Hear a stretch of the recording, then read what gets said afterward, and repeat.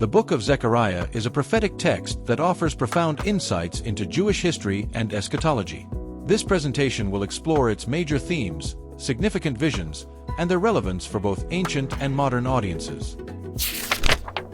Written during the post-exilic period, Zechariah addresses the struggles of the Jewish people as they rebuild their identity and temple.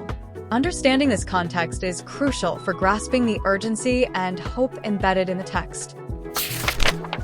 Key themes in Zechariah include restoration, divine judgment, and the messianic hope.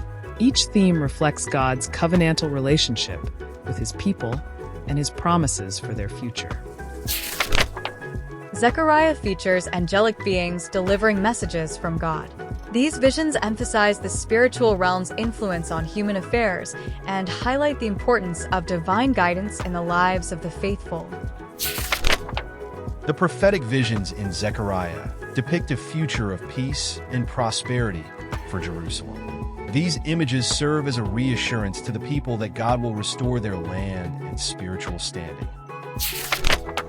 Zechariah contains significant messianic prophecies, including the promise of a humble king riding on a donkey. These predictions point to the future coming of the Messiah, reinforcing hope among the people. The book also addresses divine judgment against nations and individuals. This theme reminds readers of God's sovereignty and the need for repentance and righteousness among his people. Zechariah is rich in symbolism, including the lampstand, 2 olive trees, and various animals. These symbols convey deep spiritual truths and emphasize God's light and provision for his people. The themes of hope, restoration, and divine guidance in Zechariah resonate with contemporary readers. The book encourages individuals to seek spiritual renewal and remain faithful amid challenges.